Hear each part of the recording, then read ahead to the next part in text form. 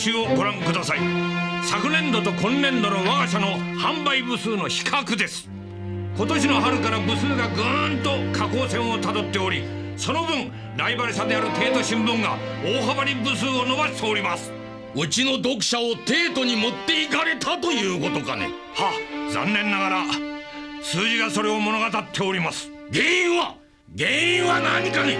は、実は文化部に山岡という男がおりまして、これが大変なぐうたらでして、四国総体は毎度のこと、たまに社へ出てきても昼寝ばかりで仕事はしない。クビだ。そんな男はクビだ。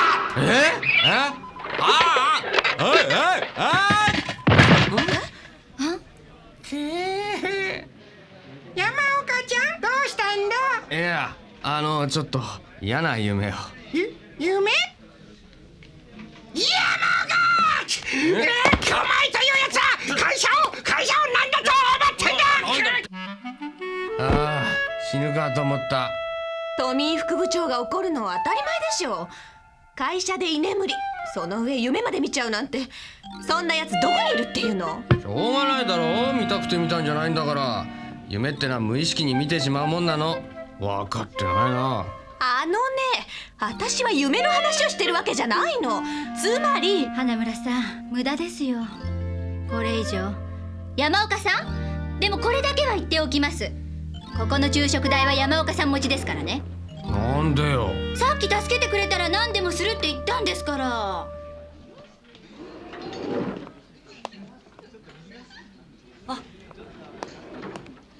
田畑さん。大変。今文化部に小泉局長から連絡が入ってね、大原社主が緊急入院されたそうよ。入院？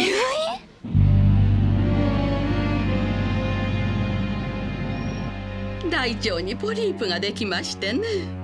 幸いなことに医療技術の進歩のおかげで回復手術はせず、内視鏡を使って切り取ることに成功しました。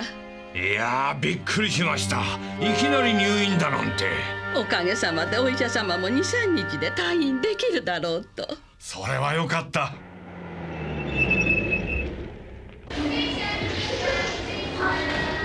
三河さん、いや、どうも。大原社主は日本の新聞界にはなくてはならない方ですから、何としても長生きしていただかなくては。我々も日頃から社主の健康には気をつけておったのだが、実は本日は大原社主お見舞い方々、次回の究極対至高のメニューの対決の打ち合わせに来たんです。で、今回の対決につきまして私に提案がありまして。提案？今まで私たちはいろいろな料理を扱ってきましたが、食べ物と長寿という観点が抜けていた。そこで今回の究極対至高の対決は長生きのための料理をテーマにしてはどうかと思いまして、いかがでしょうか。長生きのための料理。中華料理には異食同源という考え方もありますな。食べ物は人間の健康を養う栄養を摂取するという主な目的があるが、それをさらに積極的に人間の寿命を延ばすというところに力点を持たせるのは非常に面白い。どうでしょうか、栗田さん、山岡さん。はい、意義のあることだと思いますね、山岡さん。しかし長生きの料理つったってね。やかましい、つべこべ言うな。今度のテーマは長生きのための料理で決まりだ。大原社主には私から許可をもらっておく。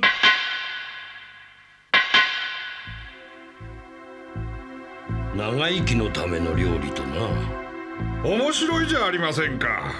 私も長生きしたいですからな。いやー、貝原先生がどんなものをお作りになるか考えただけで寿命が伸びるような気がします。先生長生きしたいと思うのは俗人の浅ましさとはいうものの、大半の人間の偽らぬ本音だ。長生きのための料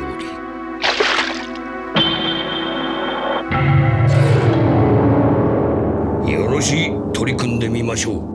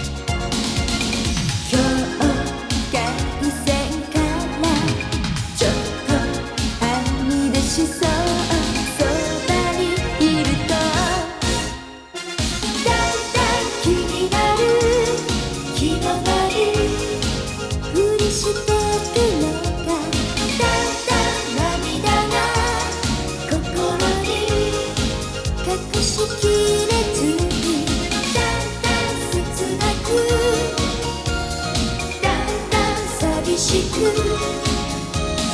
きなの音聞けたらいいのにね。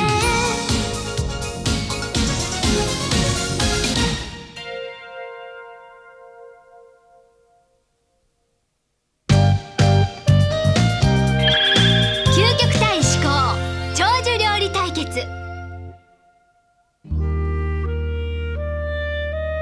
今回の対決はかなり大変なんです。今までみたいにただ美味しいだけじゃなく、料理そのものが長生きを促進させる料理でなくてはいけないんですから。そこで日本の長寿県沖縄のことを調べることにしたんです。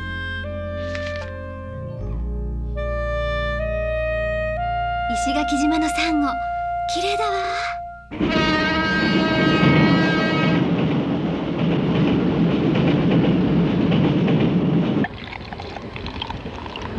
でもずいぶん年寄り臭いのね。ありがとうございました。おいしい。何が？年寄り臭いって。ああ、だって今度の究極対思考のテーマ長生きのための料理だって言うじゃない。それってどう見ても古臭いわよ。それは違うな、兄貴さん。もし若い人が食べてごらんよ。年を取っても若いままでいられるってことになるんじゃないの？あ、そうか。いつまでも若く美しくいられるのか。山岡さん、私のためにいつまでもこのまま美しくいられる料理を考えて。このままいつまでも美しくか。大した自信ですね。あら金城さん、栗田さんがいらっしゃらないからって私に当たらないで。いや、栗田君も誘ったんだぜ。そしたらさ、資料室で調べ物があるって。山岡さん、本当にその料理私のために考えてくださいね。その代わりここの感情任せて。ラッキー。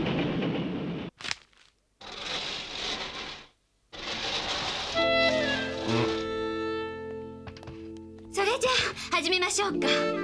山岡さん、長生きのための料理何か考えつきました？いやー、そんなに簡単なもんじゃないんだよな。いろいろ考えてるけど、何か核になるものが思いつかなくってさ。そのことで私一つ提案があるんですけど。待って栗田さん、今日は世界味巡りの打ち合わせなんだから、究極のメニューの相談は後でしてくださらないかしら。そちらの企画にも役立つと思います。あら、そう。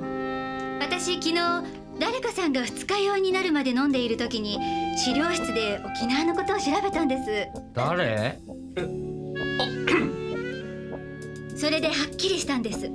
沖縄県の人間は日本で一番、いえ世界で一番長生きだということが。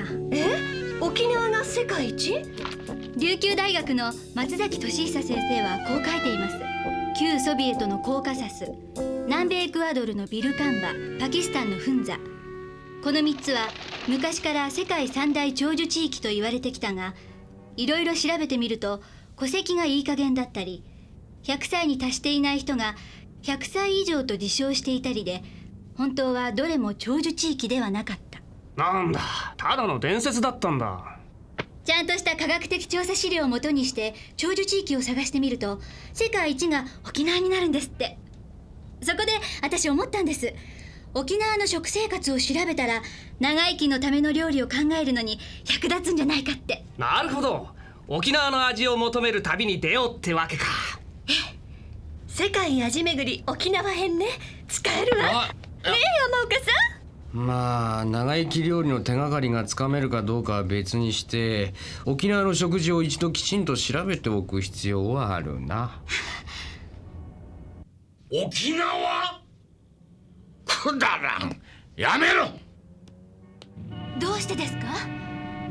私は沖縄には何度か行ったが、感心したのは泡盛の空数だけで、美味しい食い物に出会ったことがないぞ。あれ、おかしいな。じゃあ豆腐用もまずかったですか？豆腐用？なんだそれ。あれ、豆腐用も知らないんですか？何度も沖縄へ行ってるくせに。うるさいな。それ一つや二つ食べなかったものもあるわい。じゃあゴーヤもまずかった？ラフテーやアシテビチ、イカの墨汁、フーチバジューシは？山岡。はい。わしは闇上がりなんだぞ。社主、山岡、穏やかに話せ。とにかく社主は沖縄料理をろくに知らない。それなのになぜくだらないなんて言えるんですか？社主、わしは初めて沖縄に行った時海蛇を食べさせられたんだ。海蛇？ああ、海蛇ね。沖縄ではイラブといって燻製にしてあるものもあるんですよ。私は蛇の類は見るのも嫌なんだ。それなのに土鍋の蓋を取ったらその中に野菜と一緒にぶつ切りの蛇が。でもあのイラブは大変体にいいんですよ。それこそ長生きの。だから言ってるんだ。お前のことだ。長生き料理と言って必ず海蛇を持ってくるに違いない。わしはそんなことは許さん。わかりました。明日の夜時間をください。なんだ、どこへ連れて行くんだ。行けばわかりますよ。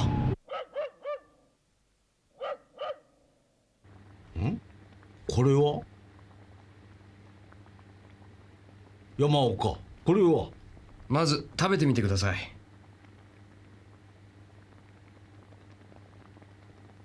不思議ないい香り。チーズと酒粕を合わせたような。少しずつ削るようにして食べてください。豆腐みたいだがしっかりした硬さじゃな。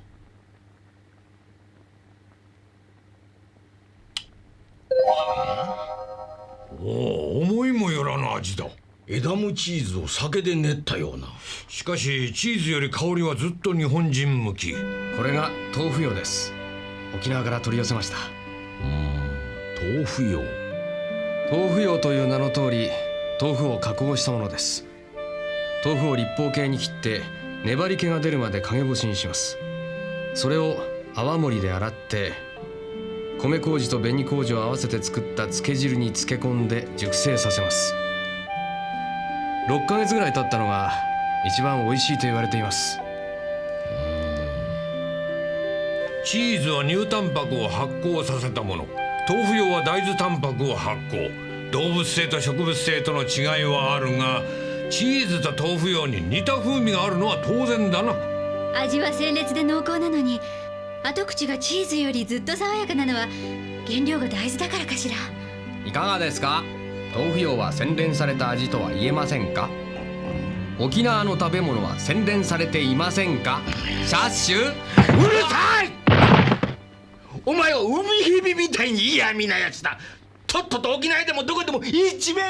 はい、行きますよ。取材費ケチったりしないでたんまり出してくださいよ。沖縄行きが実現できるのね。みんな山岡さんのおかげです。二日酔いの酔っ払いでも役に立てて嬉しいよ。やだ山岡さん、冗談ですよ、冗談。貝原雄山には絶対負けない。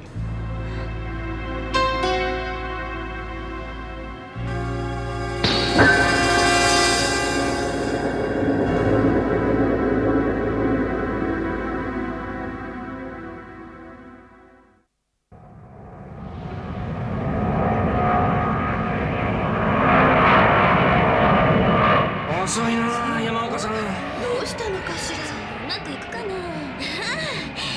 大丈夫だって。金城さん、世界味巡りの取材の時にはどうして助手の方を連れてこないんですか？カメラの機材一人で担ぐの大変でしょう。ああ、助手を連れてくると我々4人のチームワークが乱れるからね。あら、そうかしら。本当は栗田さんと仲良くするのに邪魔だからでしょ。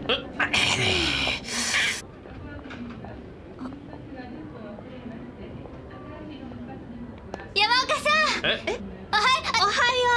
朝早くからご苦労様。こんなに早くっちゃ後期も寝不足で飛べないんじゃないの？大丈夫よ。私が飛ばしてあげる。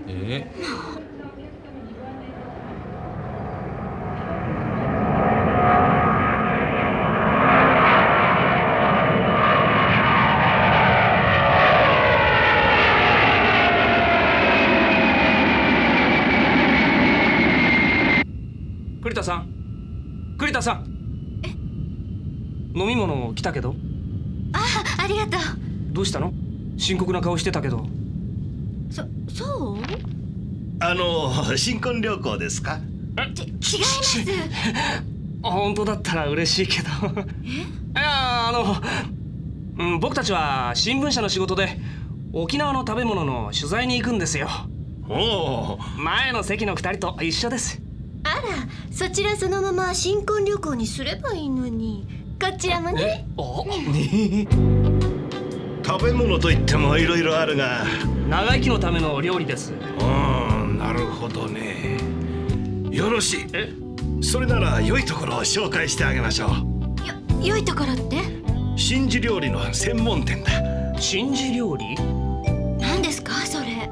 真珠とは沖縄の言葉で養生料理のことで、要するに薬になる食べ物という意味ですよ。すごい。養生料理の専門店があるんですか？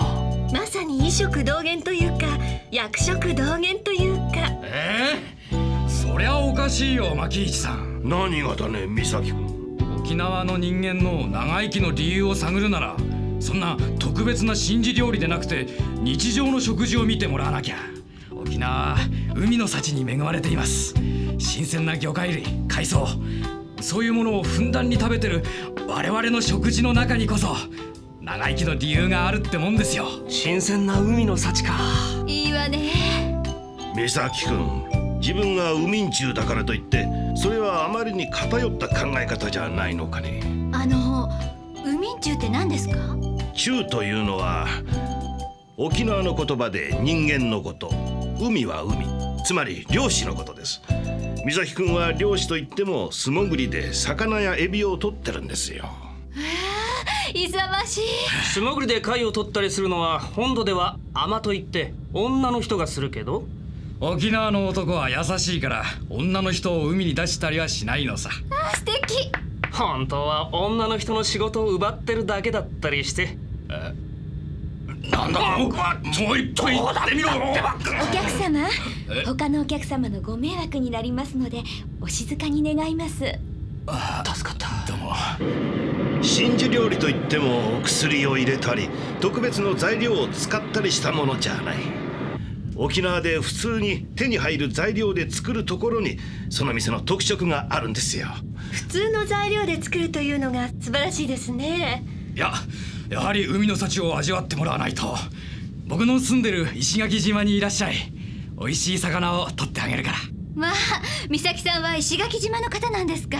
石垣島の白穂、世界で一番美しいサンゴ礁のあるところです。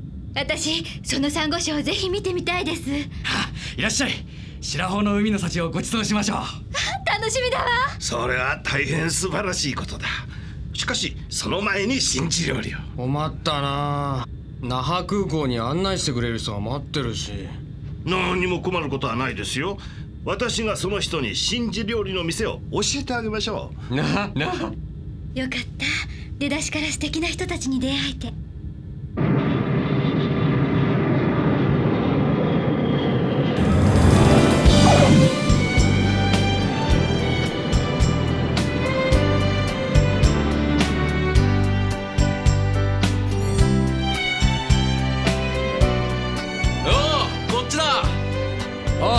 長谷川さん、こちら今回案内してくれる広告代理店沖縄支社の長谷川さんだ。よろしく。お世話になります。では大体のスケジュールを。あれ、なんだ、案内してくれる人って長谷川さんだったのか。牧一さん、あれお知り合いなんですか？だって牧一さんは有名な建築家だもの。山岡さんたちを真珠料理の店に案内してあげてくれませんか？満願亭でしょ。予定に入ってます。そうか、さすが長谷川さんだ。白穂の海で海の幸というのは石垣島ね。これも予定に入ってます。山岡さんたちに見てもらいたいものがあってね。いやよかった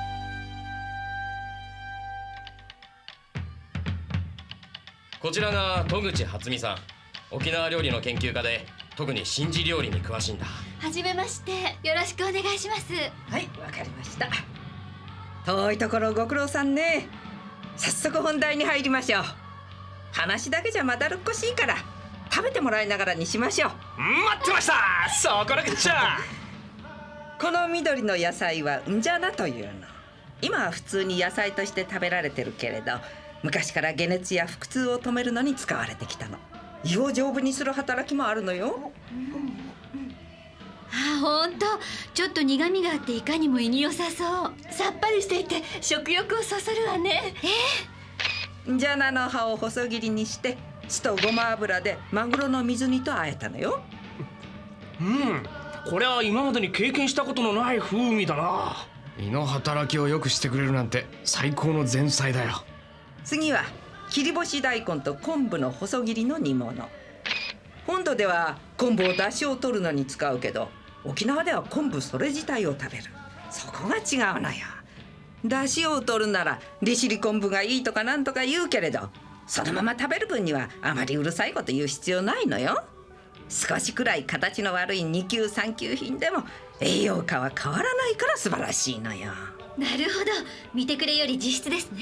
その通り、男と同じよ。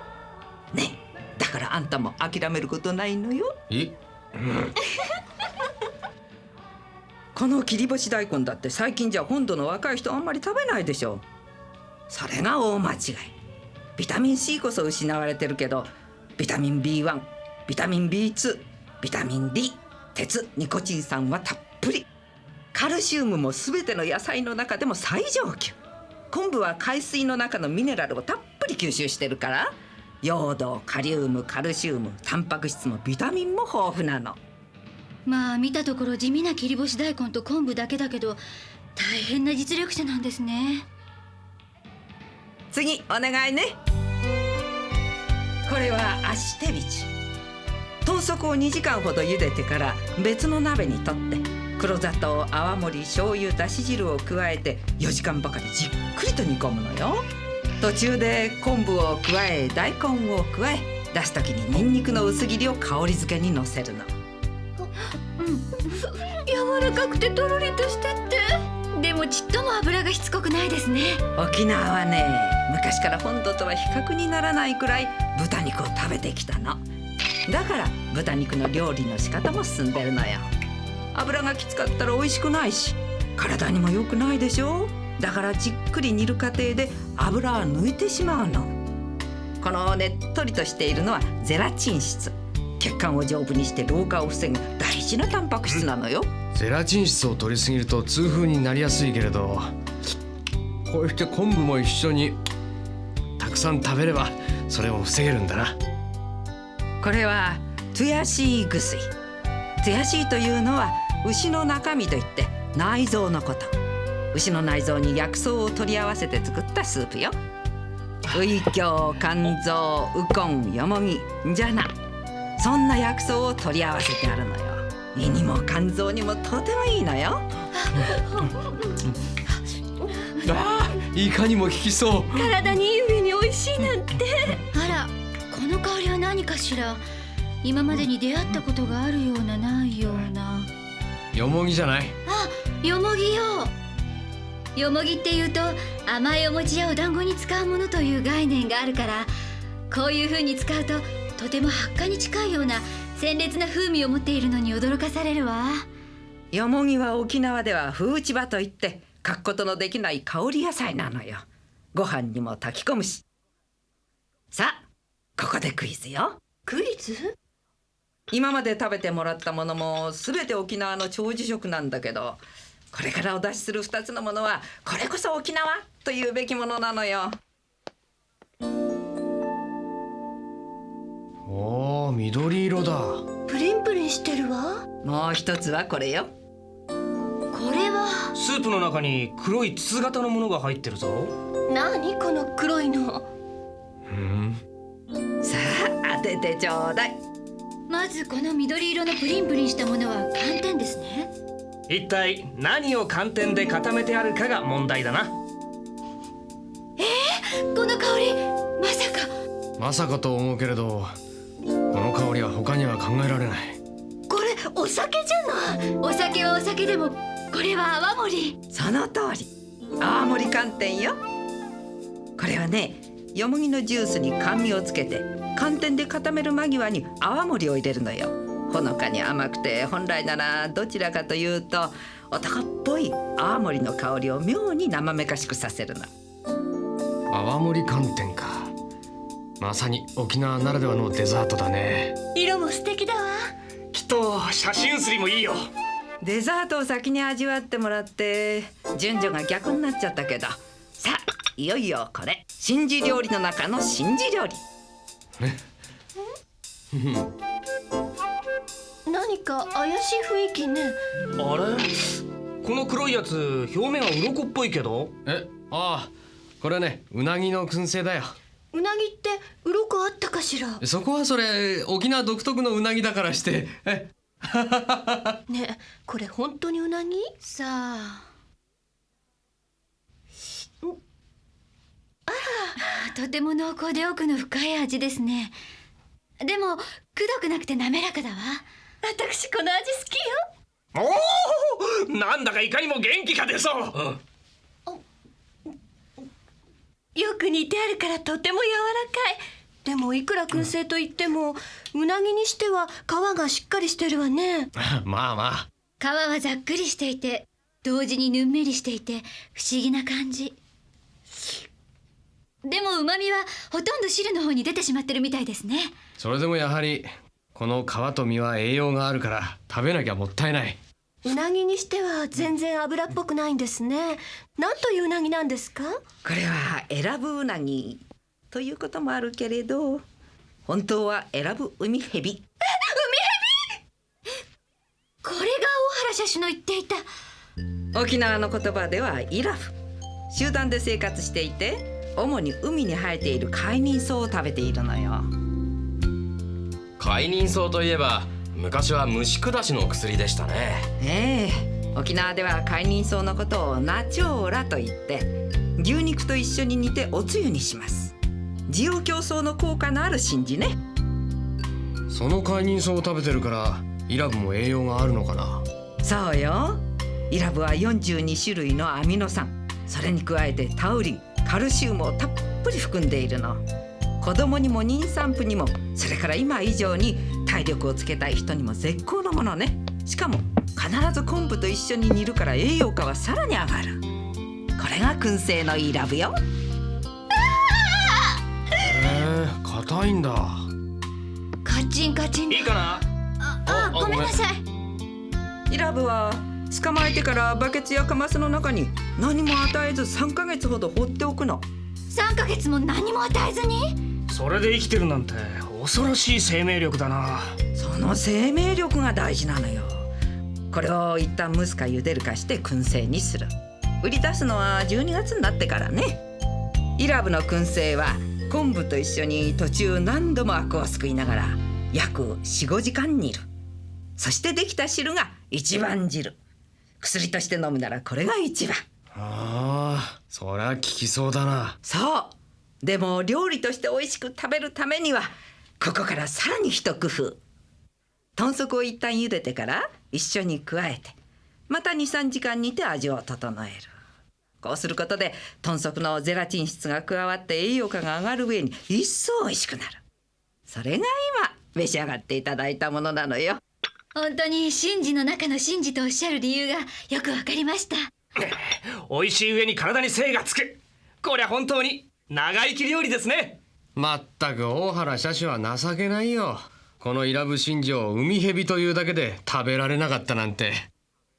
本当にね、こんなに美味しいのにね。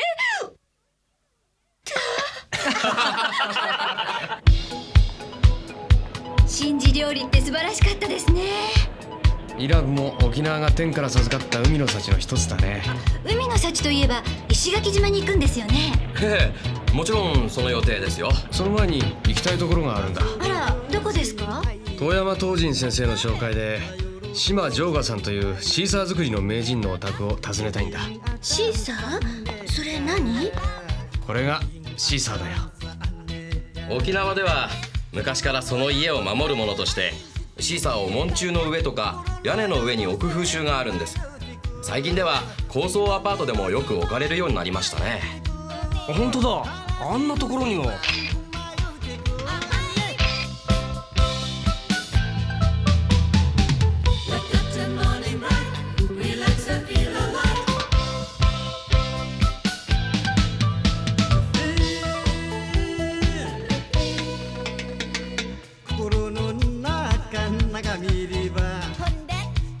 こんにちは、山岡と申しますが、遠山東仁先生の紹介で。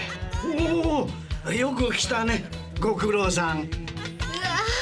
これが先生のお作りになったシーサーなんですね。島城香さんのシーサーは大胆で力強くて生き生きとしていて、本当に血が通っているように見えるから不思議だ。私欲しいわ。私も。ダメ。どうして？先生の作品は熱烈な愛好者が多くてね、何年も前から予約しておかなくっちゃ順番が回ってこないんですよ。まあそれじゃとても無理ね。ま、諦めるんだな。でも若くて綺麗な女の子にはあげたくなってしまうね。あ、そんなのずるいよ。ごめんください。そういえば今日はもう一人遠山先生のご紹介の方が見えることになってましたね。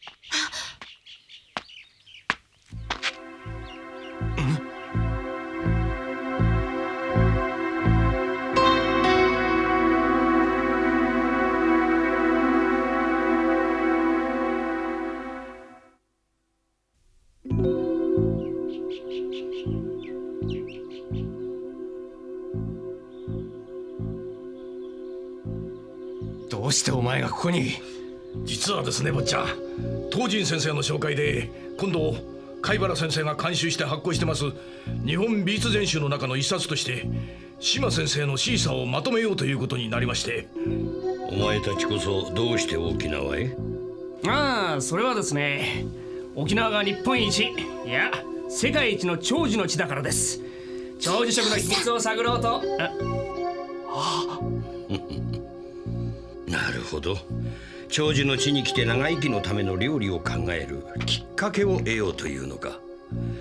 泥棒を捕らえて縄をなうとはまさにこのこと。そんな即席の勉強で何かまともなものができるとでも思っているのか？何？食べ物とは美味しいまずいを云々する前に人間の命を保持し、体を養い、気を蓄え、魂を支えるもの。人間にとって根源的に必要なものだ。その食べ物について常に深く思いをいたしているならば、長生きの料理とはどんなものか考えるまでもなく自明のはず。それをわざわざ長寿の地までやってきて長寿料理の秘密を探ろうとは何たる愚かしさ。食べ物とは何なのか、料理とは何なのか、その基本が分かっていないことの証拠だ。これで今度の対決の場でお前たちがどんなものを持ち出してくるか察しがついた。何？イラブウミヘビの料理でも持ち出してくるか？私たちの行動をまるで見通してでもいるみたい。お前たちの手の内が分かってしまっては種の割れた下手な手品を見せられるようなものでうんざりするが、取り決めとあっては仕方がない。究極の長生き料理とやらを持ち出してせいぜいみんなを笑わせてみるがよい。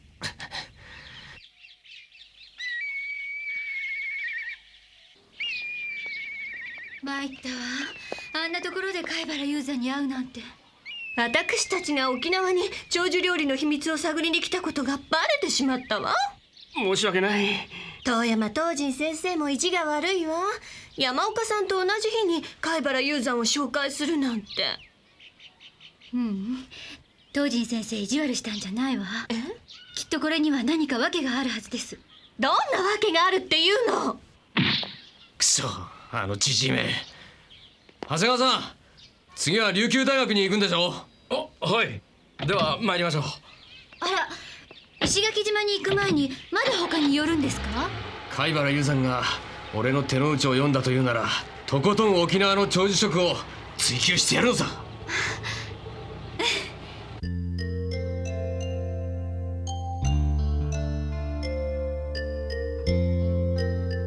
琉球大学教育学部教授の翔弘子さんです。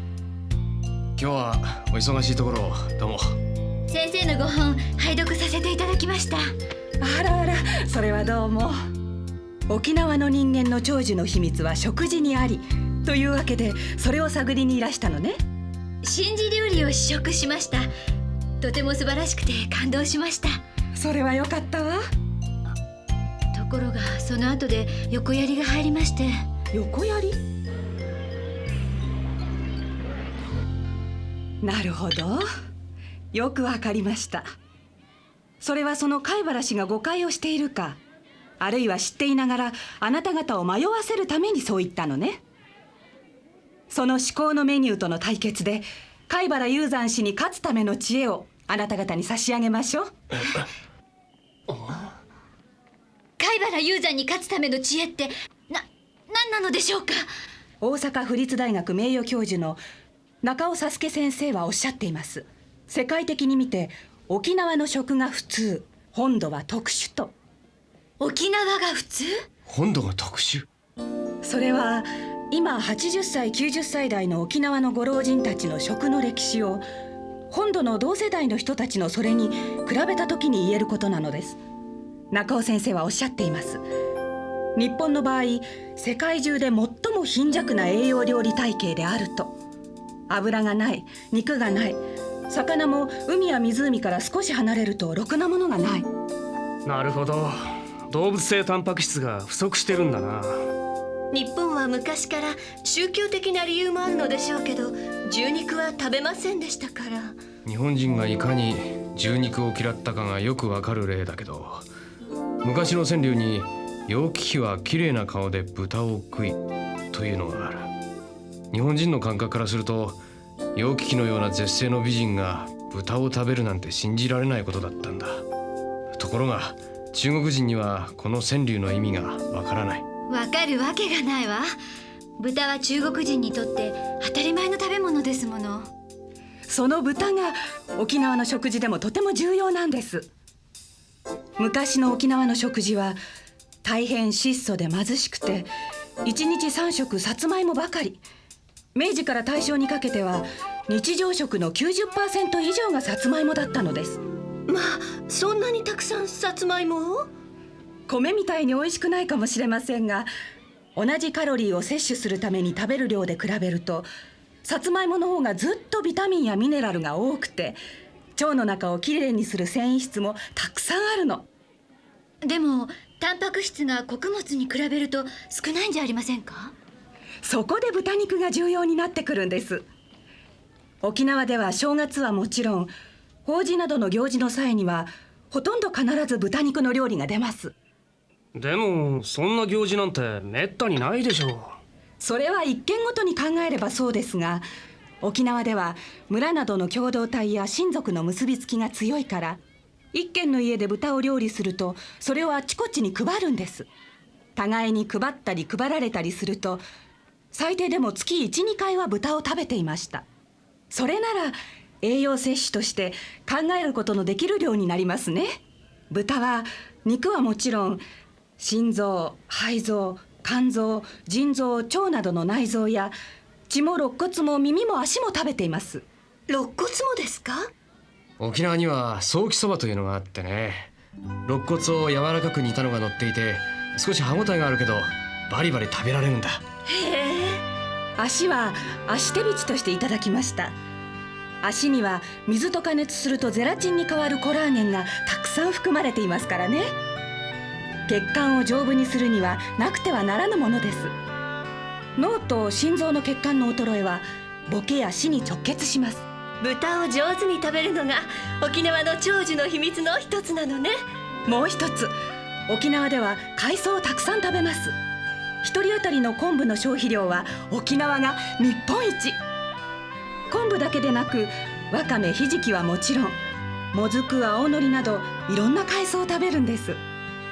沖縄のもずくは本土のより太くてもちもちして、しかもそれを丼でたくさん食べます。それに昆布を口の中で噛むとヌルヌルした感じになるでしょ。あのぬめりが食物繊維なんです。繊維というと何か筋っぽいものを考えてしまいますけど。食べて役に立つ食物繊維は一般的に粘質性の多糖類のことを言うのよ。野菜の繊維もその一つ。こんにゃくもそうですね。見たところ筋っぽくないけど食物繊維の塊だ。食物繊維はコレステロールを下げ、がんや成人病の予防にも有効なんです。参りました。海藻はまさに長寿食なんですね。そしてさらに海藻だけでなく、真珠料理でも召し上がったと思いますが、ンジャナとかゴーヤとか沖縄独特の野草や薬草の類も沖縄では日常的に食べています。それに加えてもう一つ、沖縄独特の食に豆腐があるんだ。沖縄には小規模ながら昔通りの本格的な豆腐を作っている豆腐屋さんが島のあちこちにあってね、本土の豆腐とは比べ物にならないぐらい味が濃厚でうまいよ。沖縄独特の食を私はこう捉えています。第一に豚肉、第二に野草薬草、第三に海藻、第四に豆腐。翔先生、ありがとうございました。究極のメニュー版、長生きのための料理、ほのかにその姿が見えてきました。楽しみだわ。頑張ってください。翔先生のお話を伺ってたらどんどんお腹が減ってきて困っちゃったわ。ほら、来た来た来た。これがゴーヤチャンプルーです。わあ、いい匂い。チャンプルーというのは豆腐と野菜を油で炒めたもののことです。まず豆腐をこんがりと炒めておいて、そこに種を抜いたゴーヤを薄切りにしたのを加えて炒めます。仕上げに溶き卵をかけるんですが、それは人によってそれぞれです。ゴーヤの苦味と豆腐と油の甘みが調和していて、それが後を引くんだよね。一口食べ終わって口の中の苦味が失せるとすぐ次が食べたくなりますね。全くだ。お待ちどうさま。綺麗な色。これがゴーヤジュース。ゴーヤをミキサーにかけたんだ。胃を丈夫にすること、この上なし。いかにも胃に良さそうだわ。いろいろ野菜ジュースも飲んだけど、とどめを刺された感じ。二日酔いの時にはいいだろうね。二日酔いになるほど飲まなければいいんですよ。白イカの炭汁です。白イカの肉を豚の脂身とンジャナと一緒にじっくり煮て、イカの肉が柔らかくなったら味付けをして、仕上がりにイカの炭を加える。これは丼一杯でもスルリと入ってしまうから不思議なんだ。豚の脂身を長時間煮たものだからふわふわシャクシャクしてるな。それがイカの身のもちもちした感覚を味わった後に楽しいのよね。イカの炭って全体の味をぐんと力強くするんですね。まさに海の幸だ。もっと海の幸を味わいたいわ。そろそろ時間ですね。行きましょう。どこへ？もちろん石垣島さ。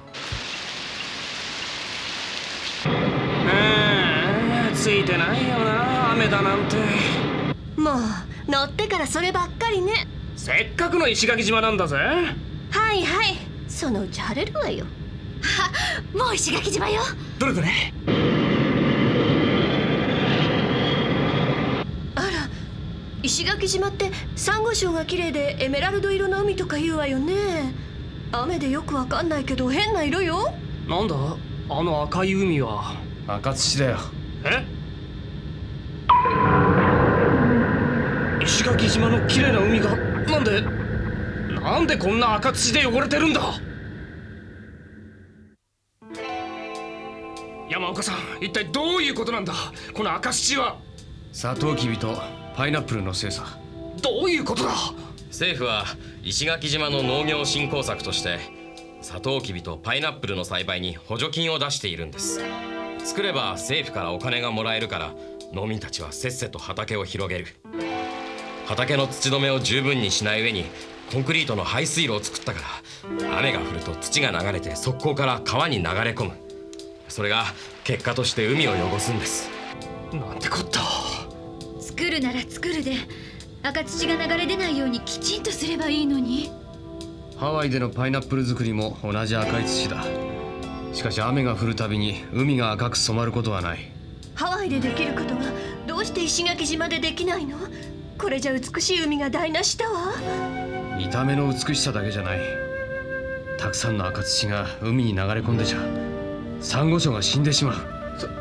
サンゴ礁が。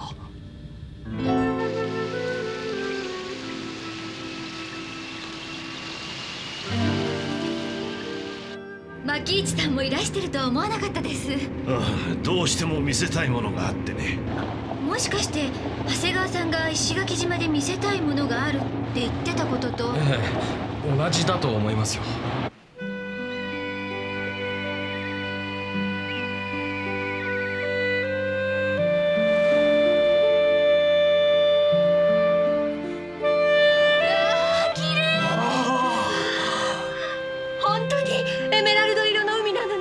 この白穂のサンゴ礁はオーストラリアの専門家がグレートバリアリーフより素晴らしいと称賛したくらいだからね。グレートバリアリーフより素晴らしいなんてすごいわ。いろんなサンゴが大きな群体を作っていて、魚や海藻もたくさん共生していて、白穂の海は魚湧く海と言われるほど豊かなんです。だから僕のような海人中が白穂の海のおかげで生活できるわけです。よう。いやあ、海中仲間の田島さんです。こんにちは。どうも。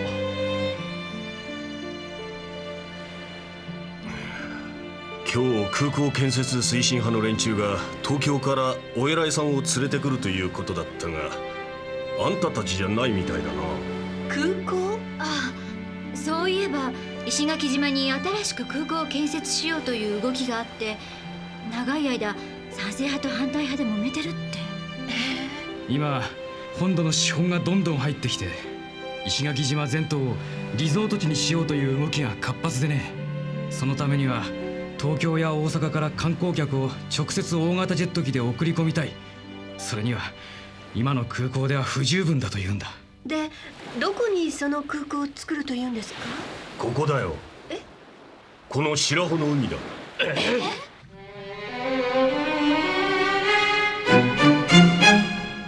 白穂の海に空港を作るって言うんだ。そんなバカな。グレートバリアリーフより素晴らしいサンゴ礁はどうなるんですか？県の方では計画に引っかかるのはサンゴ礁のほんの一部だから全体に影響はないと言うんだが。冗談じゃない。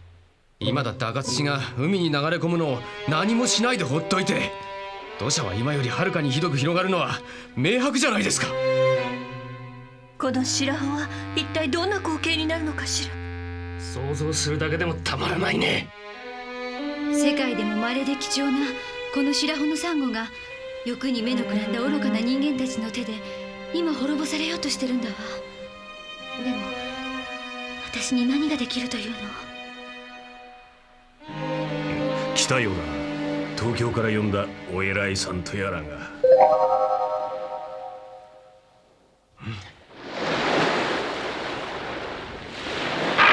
貝原雄山。貝原先生は空港建設に力を貸しておられるのか？いかにもあの男らしいぜ。金のあるやつ、権力のあるやつらとつるんでずる賢く世渡りをするんだ。貝原雄山はそんな低劣な人間だとは思わない。でもあそこのごつい体の男、日本中にリゾート地を開発している筒金グループの会長の筒金だよ。ここはリゾート地にはもってこいの空港になりますよ。美しい海岸線を見ながらそのまま着陸するんですからな。我々も大型ホテルをはじめ石垣島リゾート開発に力をつぎ込む予定です。そこで貝原先生にもぜひお力をお貸ししていただきたいのです。四郎様、あれは空港建設反対派の連中です。石垣島の経済発展のことなど考えず何でも反対するバカどもです。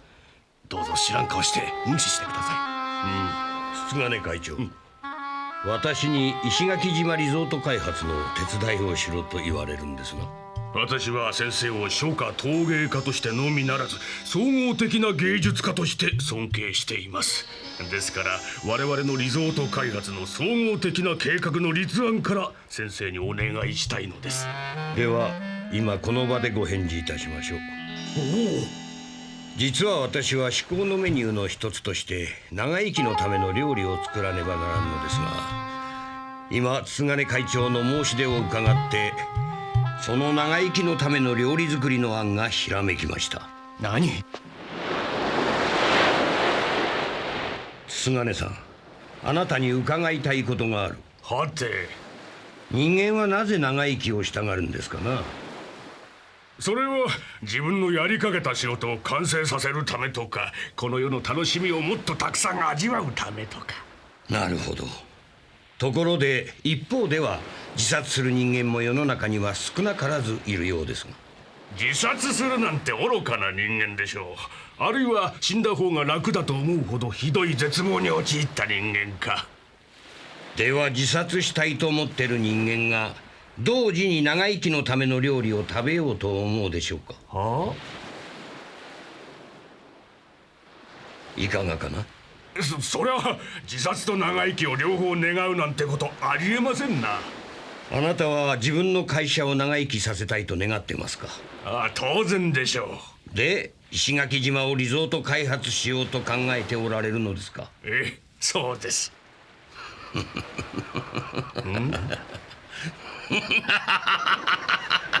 こりゃおかしい。実に滑稽だ。貝原先生、なぜ笑うんですか。あなたがあまりにも滑稽だからですよ。なぜならあなたは自殺と長生きを両方願う愚か者だからです。何人間目の前の欲に惑わされるとこう愚かになるものかな。なんたる暴言。なぜ私が自殺と長生きを願う愚か者なのか説明していただこう。シロ、お前はこの白穂の海に空港を作ることに賛成か。賛成できないね。菅根会長、あなたがどんなに愚かしいか知りたければ思考と究極の対決の場に来られるがよい。何？シロ、今度の至高のメニューと究極のメニューの対決で私に少しでも追いつきたいと思うなら、この津金会長の愚かしさを考えてみることだ。それが長生き料理の勝負と関係があるというのか。どうして。できなければ私に追いつくことなど思いもよらぬこと。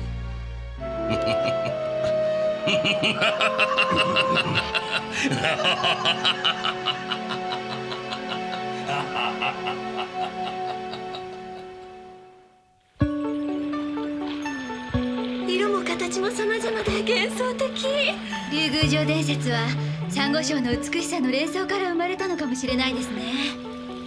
その竜宮城が今壊されようとしている。ここのサンゴ礁は石垣島だけの宝じゃない。日本の、いや世界中でもまるで貴重な宝物なんだ。地球の温暖化につながると考えられている二酸化炭素は大気中からかなりの量がプランクトンなどによって海の中に沈殿していくんだ。だがサンゴの中にはある植物性プランクトンが入っていて、それが二酸化炭素をたくさん吸い取ってくれる。私たちの地球を救おうとしているサンゴを私たち人間が壊そうとしているんですか。それこそ愚かだわ。沖縄列島のサンゴ礁は鬼人手の被害を受けているんだけど、白穂の海のサンゴは幸運にも鬼人手の被害から免れている貴重な存在なんだ。サンゴだけじゃないさ。昨日の筒金会長のようにリゾート開発だと言って住民のことなどお構いなしで石垣島の自然を破壊してるんだ。なんて悲しいことなんでしょう。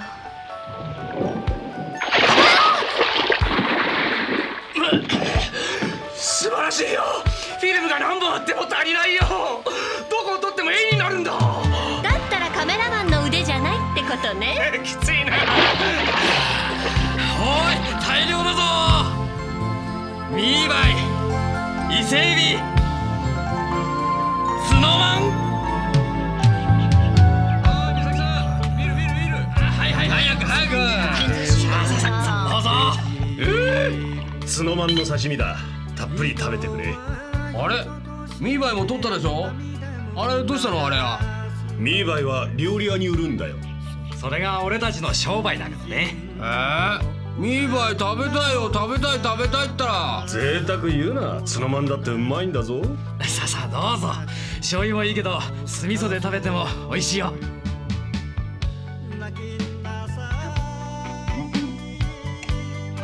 へえ、南の海の魚は美味しくないんじゃないかと思ったけど、とんでもない。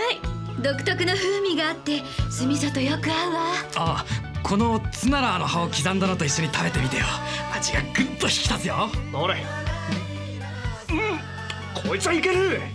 香りも味も他の香草みたいに強くはないけれど、これがあるといくらでも食べられそうですね。これって特別な葉なんですか？とんでもない。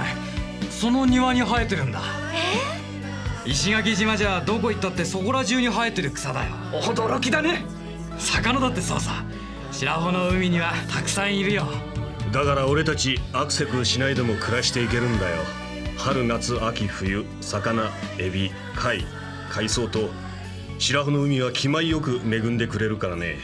ご飯のおかずがなくなったなと思ったら海に出るのさ。のんきね。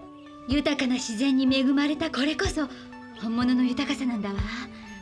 こういうものを食べていたら本当に長生きできそうですね。その通り。簡単なことじゃないか。貝原雄山が言ったことさ。どういう意味だったんだ？自殺と長生きの両方を願うって。つまりこのまま石垣島のリゾート開発が進み、3年とか5年とか短い期間で考えるならかなりの金が石垣島に落ち、経済的に潤う。しかしホテル、ショッピングセンター、ゴルフ場にマリンプレーパーク、そんなものと引き換えに石垣島は世界の宝物である白穂のサンゴ礁、エメラルド色の美しい海、それを失ってしまう。そしてコンクリート造りのレジャー施設だけが残る。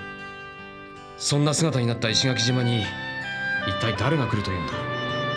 リゾート開発を進め、サンゴ礁を潰し、その上で経済的に長期的に繁栄したいという、それこそは自殺と長生きの両方を同時に願っていることに他ならない。貝原雄山の言った意味が分かってもどう料理と結びつくのかしら。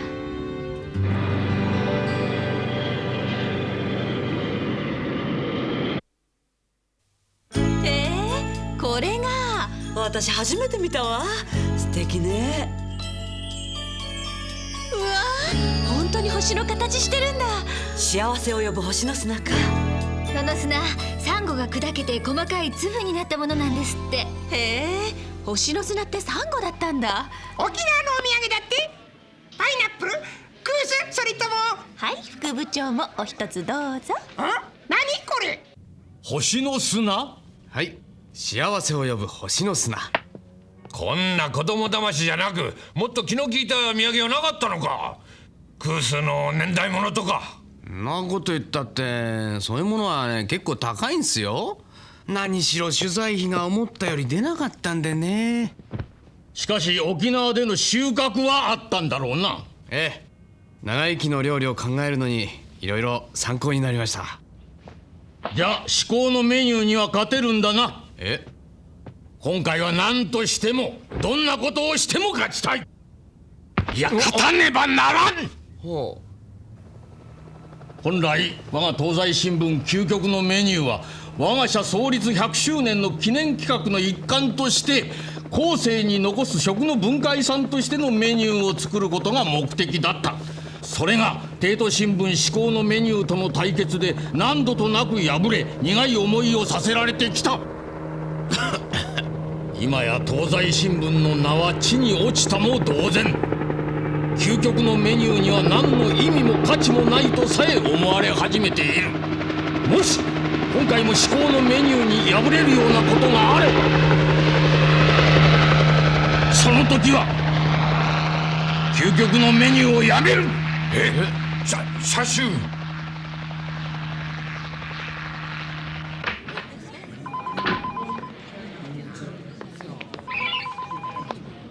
究極のメニューをやめるか。車種もきついプレッシャーかけてくるよな。やあ、優子くん。遠山東仁先生。沖縄へ取材旅行じゃと。はい、昨日戻ってきました。ああ、優子くんも大変じゃな。四郎みたいなぐうたらのおもりで沖縄組んだりまで。そんな。でも山岡さん、沖縄ではかなり真面目に取材してましたから。おお、誰がぐうたらだって。おお、来たか四郎。まあまあ座らんかい。沖縄ではかなり真面目っていうことは東京じゃ不死だらだっていう風に聞こえるな。やだ山岡さん、私そういう意味で言ったんじゃ。ところで沖縄で誰かに会わなかったか？誰かって？いやつまりなんだ。例えば貝原雄山のことですか？なんじゃ、あったのか。会いましたよ、島城賀先生のお宅でね。自分で仕組んだんでしょうが、そうなるように。人間国宝の遠山東人ともあろう人が人の揉め事を盛り立ててそんなに面白いんですか？山岡さん。シロ、わしはなシロ、お前たちが究極だの至高だのと言って親子で争っとるのを見るのが忍びないんじゃ。なあシロ、この辺で雄山と和解したらどうじゃ。究極でも至高でも二人で手を組んでできんのか、シロ。俺がなんで沖縄へ行ったと思ってるんですか？至高のメニュー、いや貝原雄山に勝つためなんですよ。和解だなんてつまんないこと言わないでください。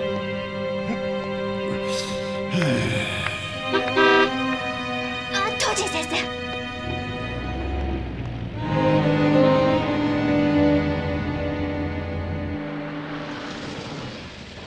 東人先生、お珍しい。ちと頼み事があってな。雄山。ああ、失礼しました。頼み事と申されたんで何のことかと思えばつまらぬことを。つまらぬことだと？雄山、お前と四郎が和解するのがつまらんことだというのか？四郎はもはや私の息子でも何でもありません。したがってそんな奴との和解など全くの無意味だと申しておるのです。しかし四郎め、新手を使ってきたか。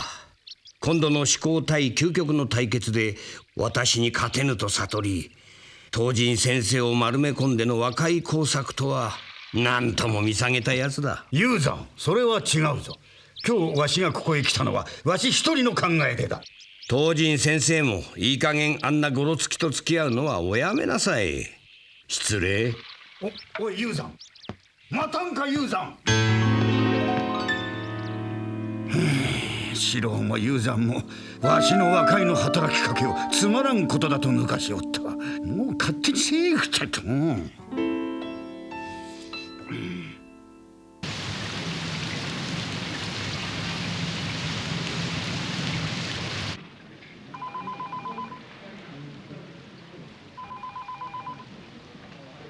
谷村です。社主、今帝都新聞よりファックスが入りまして、究極対至高のメニューの対決の日取りが決定しました。決まったか。でいつだ？はい、2週間後の日曜日、銀座の料亭住取にて午後6時よりとなっております。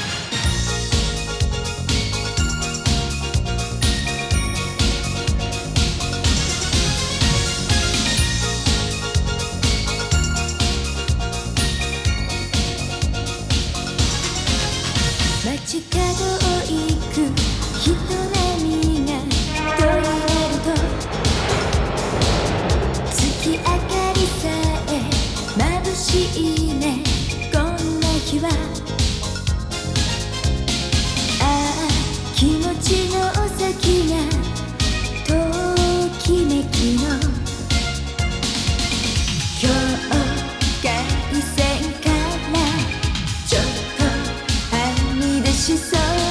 そばにいるとだんだん気になる。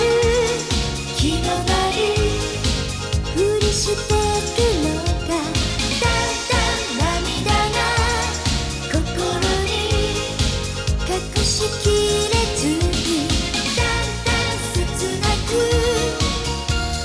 だんだん寂しく。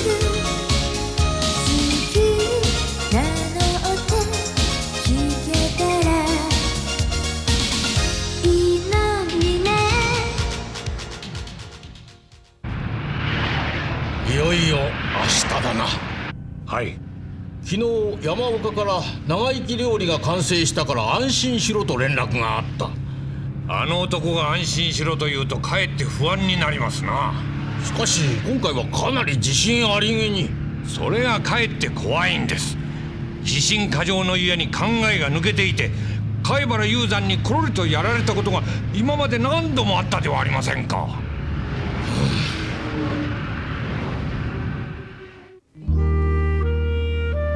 そしてとうとう対決の日がやってきました。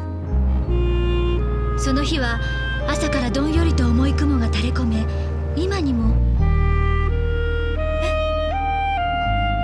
今日出す究極のメニューの材料、作り方、栄養価などだ。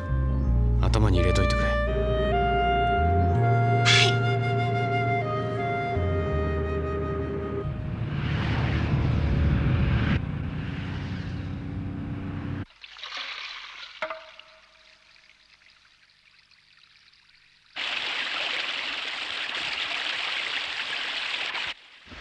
こちらでございます。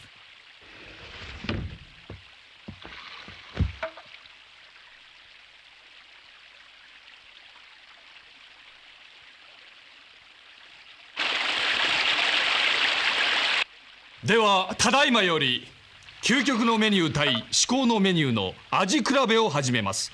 今回のテーマは長生きのための料理です。山岡さん見て、筒金会長も見えてるわ。雄山が招待状を出したそうだ。では至高のメニューの側から発表していただきます。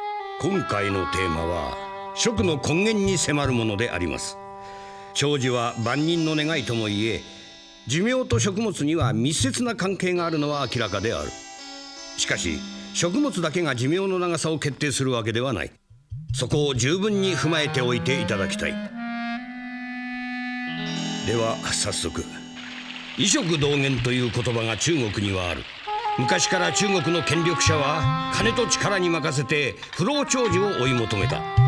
その結果、単に美味しいだけでなく長寿をもたらす食品の発見と料理法の開発が進んだ。この中華料理の知恵を借りない手はない。まずこのスープ。羽毛は白いがその肌は真っ黒なウコッケイという鳥。干した貝柱、魚の浮き袋、クコの実、そして朝鮮人参。これらを4時間以上蒸し煮にして取ったスープです。ウコッケイのスープは栄養価の高いことで知られ、朝鮮人参の薬効は今更言うまでもない。貝柱と魚の浮き袋からはうまみだけではなく必須アミノ酸やビタミン類なども大量に得られる。これはうまいだけやのうてじんわり体の奥にしみるような。滋味深いというか、いかにも効き目十分というか。ほんまや。私が今日出す料理を精力剤の一種と考え違いするといけないので一言付け加えておく。仮日たまたま沖縄の石垣島へ行った。そこで繰り広げられているリゾート地計画、中んずく白穂に空港を作る計画を実地に見ることによって、精力をつけることと長生きをすることとは必ずしも一致しないことを改めて再認識し、長生きのための料理についての正しい考え方をまとめることができた。石垣島を人体に例えよう。島のあっちこっちにリゾートを作り、できるだけ多くの客を受け入れるために新空港を作る。これは人体に精力剤をぶち込むようなものだ。精力剤は人を煽り立て、短期的には効果を発揮する。しかしそれは人体に必要以上の無理をさせ、体力を消耗させる副作用もある。結果として健康を損ない長生きはできない。石垣島も同じことだ。5年10年の短期間、経済的な活力を得るだろうが、30年40年先には貴重な自然を破壊したツケが回ってくる。そんな石垣島は体中がボロボロになった人間と同じだ。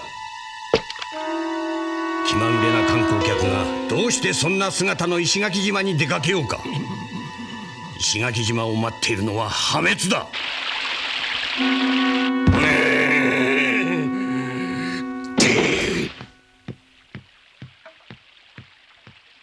雄山、石垣島の長生きに興味のない人間が自分の長生きにだけ関心を持つ、そんな身勝手な輩は放っとけばいいんです。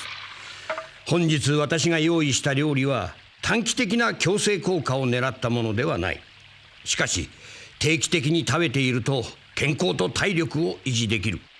結果的に長い目で見ると精力的な人生を送れることになる。そういう料理だ。なるほど。長寿でも病身で活動できなかったら面白くないからの。健康で活動的に長寿を楽しむための料理っちゅうわけやな。その通り。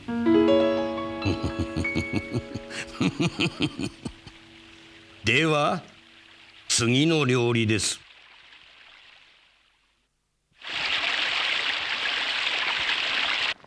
おひょー、これはすっぽん鍋じゃ。はて、すっぽんの他にも何か入っておるぞ。フカヒレです。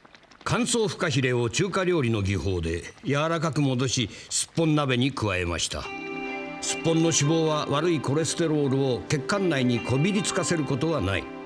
かえってエンペラはゼラチン質をたっぷり含んでいて血管を丈夫にする。フカヒレもゼラチン質を含む上にミネラルも期待できる。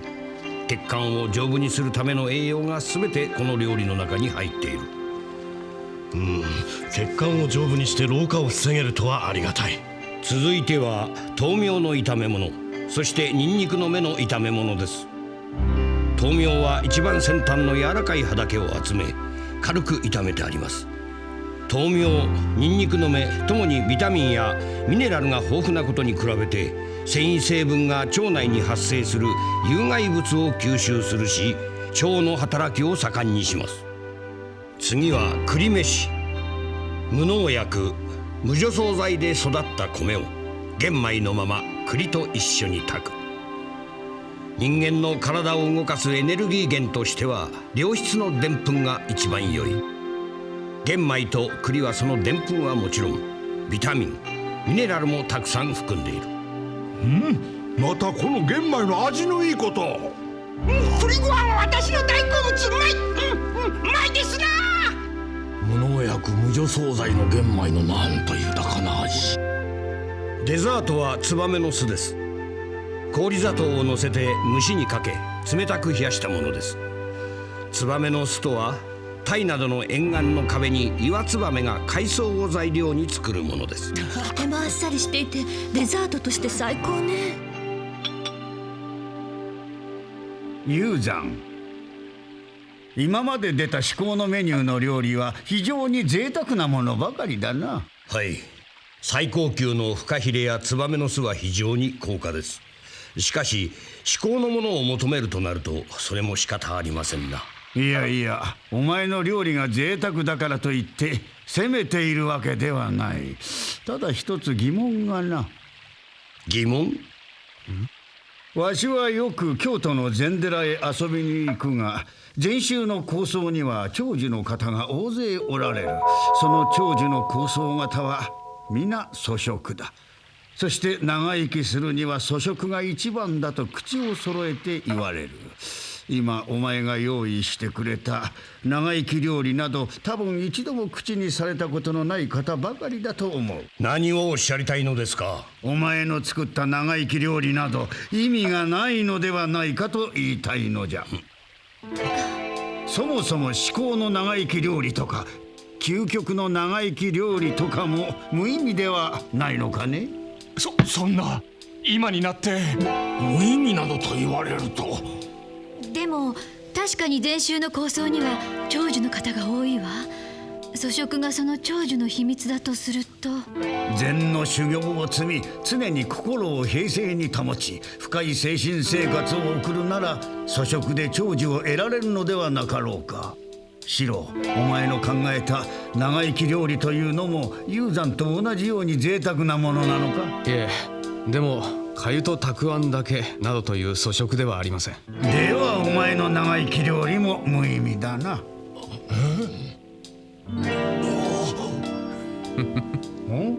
何がおかしいシロ？遠山東仁先生ともあろう人があまりにも非科学的無知無学なので。なんだと？わしのどこが無知無学なんじゃ。まず考えていただきたい。人間の体の骨はカルシウム、筋肉や血管、臓器、そして脳もタンパク質でできている。体を円滑に動かすためにはビタミンやホルモンが必要だ。そのような人体を成長させ、長い年月維持するのに粥とたくあん、菜っぱだけで可能でしょうか。そんな食事を子供の時から続けたら大人に成長しきれずに死ぬだろうし、何かの加減で成人できたとしても早死にするでしょう。しかし現実に禅宗の構想には長寿の者がいるではないか。考えられるのは2つだけ。2つ？一つはその長寿の構想は普通の人間を超越した神秘的な存在。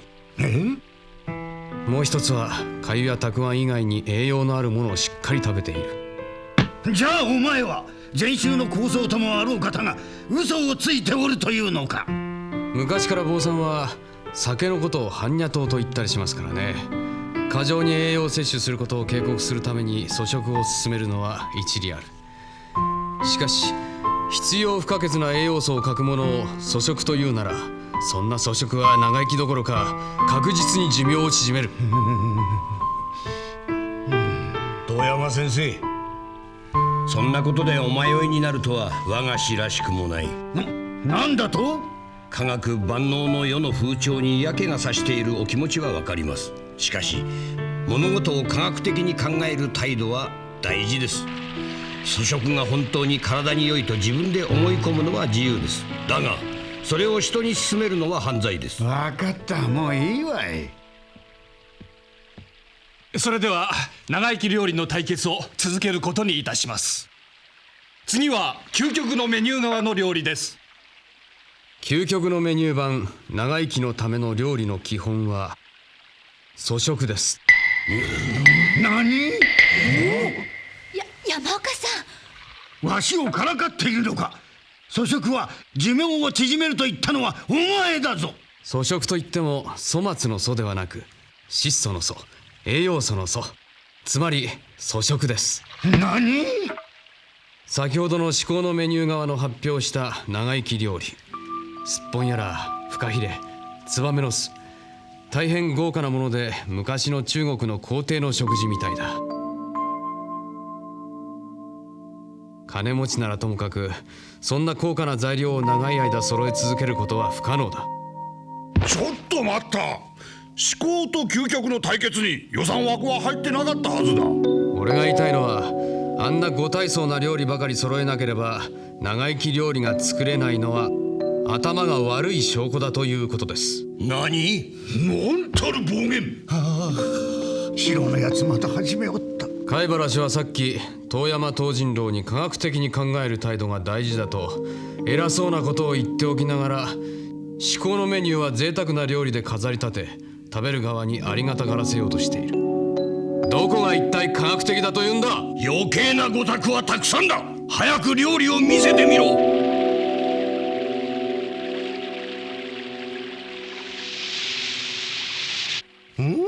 これはなんじゃい。まるでどこかの定食屋みたいだ。見た目にはあまりにも平凡。皆様もすでにご存知と思いますが、沖縄は日本一の長寿県です。私たちは長寿を可能にした食事は何か秘密を探りに行きました。その結果分かったことは、沖縄の長寿食には海蛇を除けば特殊で高価で手に入りにくいものはないということです。ただ沖縄の調理の方法、食品の選び方、組み合わせ方が栄養学の原則に見事にかなったものだったのです。人体が必要としているものを不足することなく与える、それが沖縄の料理だったのです。そこで私たちは沖縄の料理を参考にしながら、日本全国どこでも手に入る材料で長寿食の見本を作ってみました。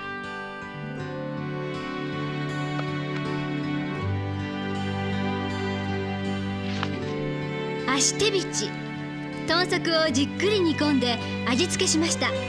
細胞を若返らせ血管を強化するコンドロイチンをたっぷり含み老化を防ぎます。ミミガー、豚の耳を茹でて細切りにしきゅうりの薄切りと一緒にくるみで和えます。これもコンドロイチに富んでいます。アステビチはねっとりとろりと柔らかでね。耳側はシャキシャキした歯ごたえ。どちらもいける。わかめ、わけぎ、青柳のぬた。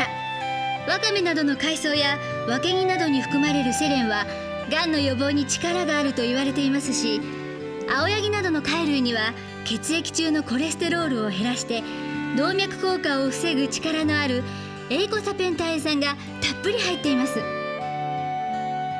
要するにがんや脳出血、心筋梗塞など人類最大の敵と戦う力を持っているのです。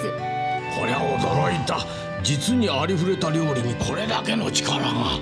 昆布の細切りと大豆の煮付け、海水のミネラルを凝集した昆布、高タンパク低カロリーの大豆、この2つの組み合わせで肝臓を強化し若さを保ちます。かぼちゃ薄切りとニンニク薄切りのバター焼き、緑黄野菜は白色野菜の2倍のミネラルやビタミンを含んでいます。小アジの唐揚げ、アジの身や脂肪にはエイコサペンタエン酸が入っていてコレステロールを減らすし、骨ごと食べられるのでカルシウムも取れます。イカの炭汁、イカのタンパク質は人体に非常に吸収されやすい優れたもので、イカやタコに含まれるタウリン酸は相対的にコレステロールを減らし血圧を下げることが分かってきました。サンネリ、オクラ、納豆、山芋の3つを練り合わせたものです。オクラはビタミンやミネラルもたくさん含んでいて、特にカルシウムは牛乳と同じぐらい入っています。山芋は体に精をつけ、それに納豆が加わりますから、このサンネリは見た目よりはるかに強力な働き手です。さつまいも炊き込み玄米がゆ、さつまいもの甘みが玄米のうまみに加わり柔らかいので、玄米が苦手な人にも大丈夫。さつまいもにはビタミン C が 100g 中 30mg も含まれています。なるほど。どれも見た目は平凡だが中身は大変なものなんだな。このような考え方で作った料理を毎日数種類ずつ食べようというのが究極のメニュー側としての長生き料理の方針です。それはこちら側も同じこと。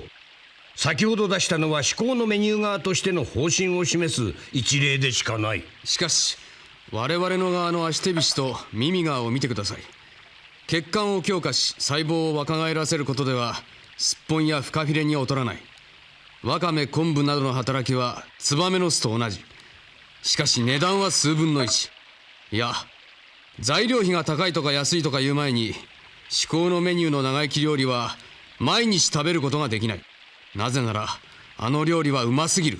うますぎて飽きる。うますぎる料理は飽きる。確かにその通りや。米の飯を毎日食べても飽きないのは米のうまさがさりげなく程よく控えめだからだ。最後にもう一皿とっておきの料理を紹介します。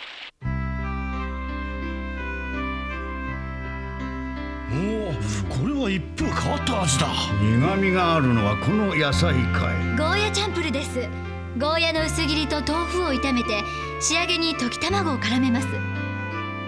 ゴーヤは 100g 中 120mg もビタミン C を含み、しかも加熱調理した後もそれは残っている。ビタミン C は血管や皮膚を丈夫にするのに必要だ。沖縄ではこのゴーヤは一年中手に入ります。値段も高くない。ゴーヤチャンプルのような長生き料理はどの土地にも探せば必ず何かあるはずだ。その風土に根ざした材料で作る、決して贅沢ではないが毎日食べても飽きない長生き料理、それが真の長生き料理だと思う。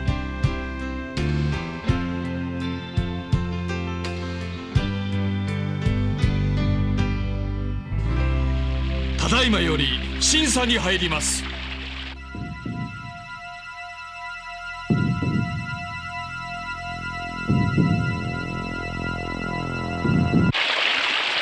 審査の結果を発表します。本日の長生きのための料理、正直申し上げて究極側はお惣菜料理を並べ立てただけで拍子抜けがした。けんどゴーヤチャンプルーが私らを目覚めさせた。長生きするのは実はそんなに難しい問題ではない。正しい栄養学に従いその風土に根ざしたものを食べておれば生命力自体が潜在力を発揮して金持ちや権力者でなくても人間は誰でも長生きできる。そんな発見をさせてくれた究極側の勝ちとします。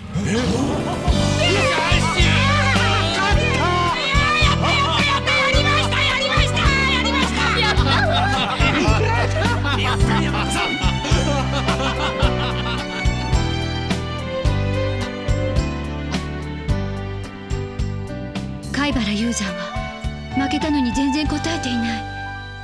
なぜ？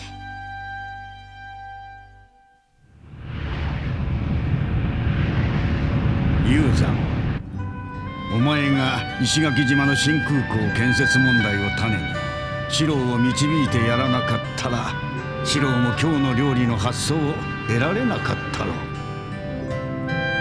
大原社主が今日のご褒美に石垣島新空港の問題を新聞市場で取り上げてくれるそうです。ああ、そう。なんとしても石垣島のサンゴを守らなくちゃ。これもみんな山岡さんが至高のメニューに買ってくれたおかげです。ありがとうございます。あ、そうだ、山岡さん、こ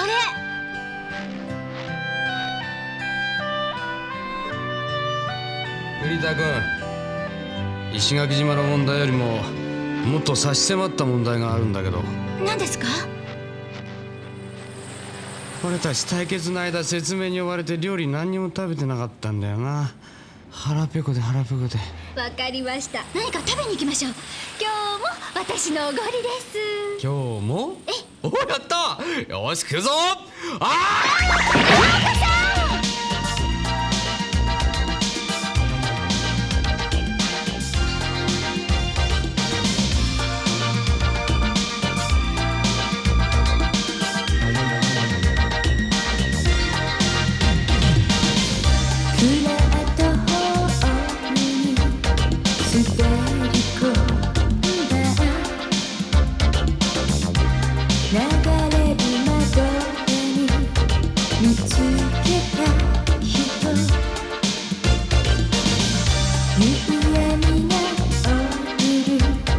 乗り換え駅